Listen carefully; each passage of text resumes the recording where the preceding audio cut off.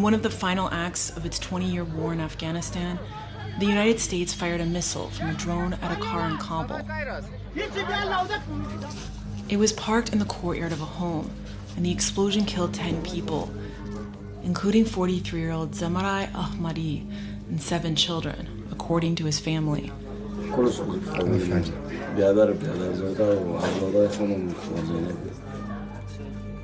The Pentagon claimed that Ahmadi was a facilitator for the Islamic State and that his car was packed with explosives, posing an imminent threat to U.S. troops guarding the evacuation at the Kabul airport. The procedures were correctly followed, and it was a righteous strike. What the military apparently didn't know was that Ahmadi was a longtime aid worker who colleagues and family members said spent the hours before he died running office errands and ended his day by pulling up to his house. Soon after, his Toyota was hit with a 20-pound Hellfire missile. What was interpreted as the suspicious moves of a terrorist may have just been an average day in his life. And it's possible that what the military saw Ahmadi loading into his car were water canisters he was bringing home to his family, not explosives. Using never-before-seen security camera footage of Ahmadi, interviews with his family, co-workers, and witnesses, we will piece together, for the first time, his movements in the hours before he was killed.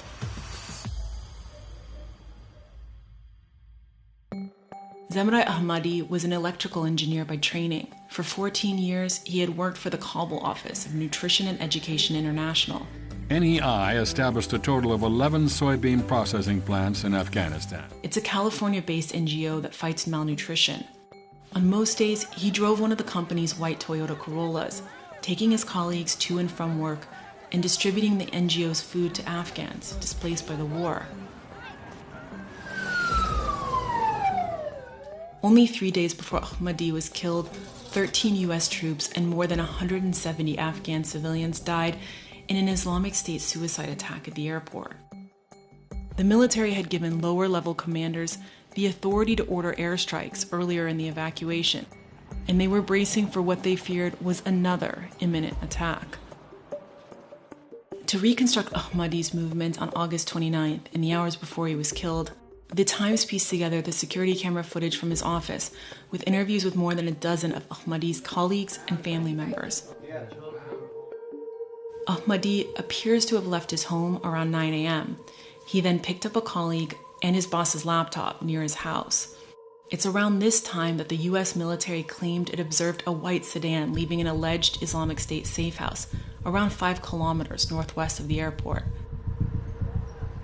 That's why the U.S. military said they tracked Ahmadi's Corolla that day. They also said they intercepted communications from the safe house, instructing the car to make several stops.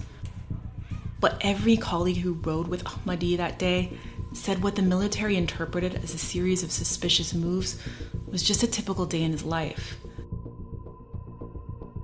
After Ahmadi picked up another colleague, the three stopped to get breakfast, and at 9:35 a.m., they arrived at the NGO's office. Later that morning, Ahmadi drove some of his coworkers to a Taliban-occupied police station to get permission for future food distribution at a new displacement camp. At around 2 p.m., Ahmadi and his colleagues returned to the office. The security camera footage we obtained from the office is crucial to understanding what happens next. The camera's timestamp is off, but we went to the office and verified the time. We also matched an exact scene from the footage with a timestamped satellite image to confirm it was accurate.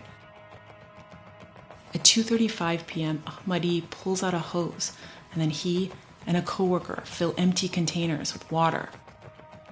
Earlier that morning, we saw Ahmadi bring these same empty plastic containers to the office. There was a water shortage in his neighborhood, his family said, so he regularly brought water home from the office. At around 3:38 p.m., a colleague moves Ahmadi's car further into the driveway.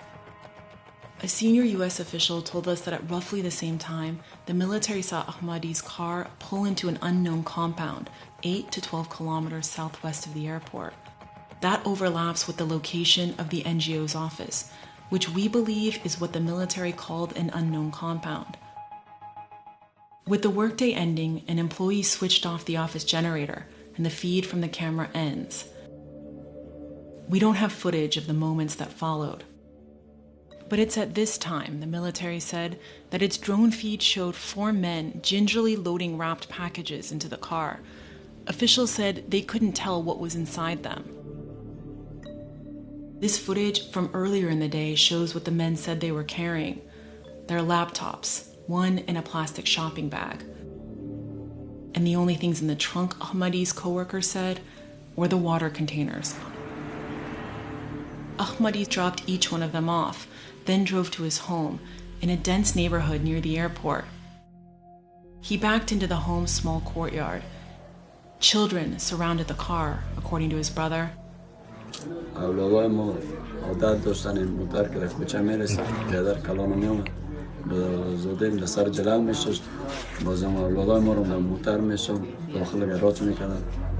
A U.S. official said the military feared the car would leave again and go into an even more crowded street or to the airport itself. The drone operators, who hadn't been watching Ahmadi's home at all that day, quickly scanned the courtyard and said they saw only one adult male talking to the driver and no children. They decided this was the moment to strike.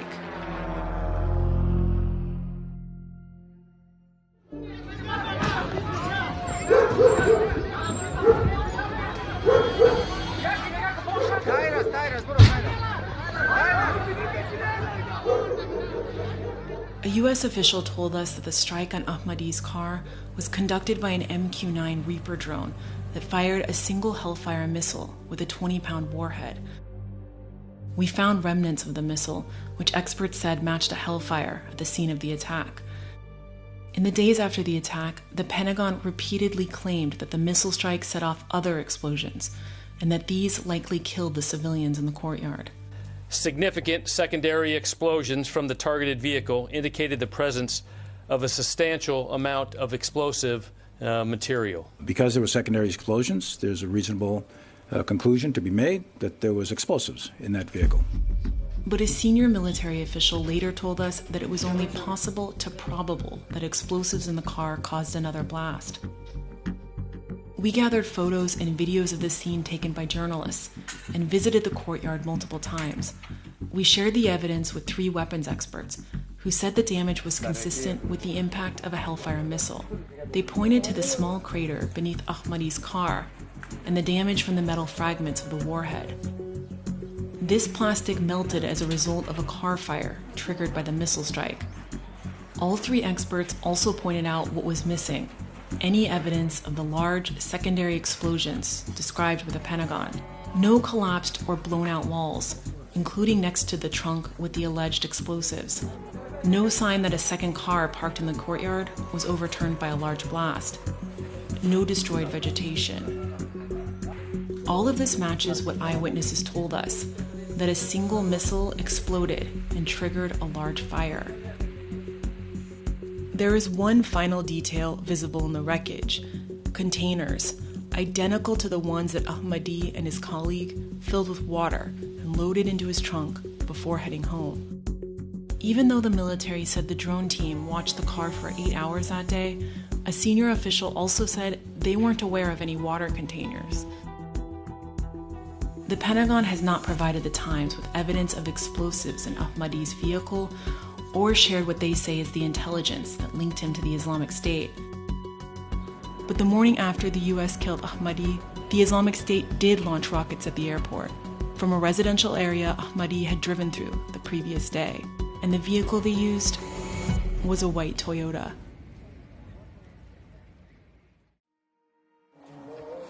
The US military has so far acknowledged only 3 civilian deaths from its strike and says there is an investigation underway. They have also admitted to knowing nothing about Ahmadi before killing him, leading them to interpret the work of an engineer at a US NGO as that of an Islamic State terrorist. 4 days before Ahmadi was killed, his employer had applied for his family to receive refugee resettlement in the United States. At the time of the strike, they were still awaiting approval. Looking to the US for protection, they instead became some of the last victims in America's longest war.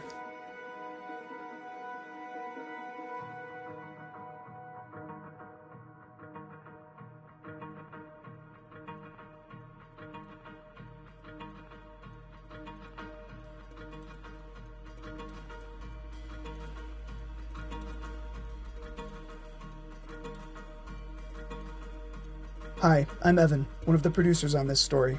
Our latest visual investigation began with word on social media of an explosion near Kabul airport. It turned out that this was a U.S. drone strike, one of the final acts in the 20-year war in Afghanistan.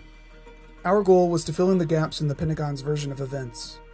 We analyzed exclusive security camera footage and combined it with eyewitness accounts and expert analysis of the strike aftermath. You can see more of our investigations by signing up for our newsletter.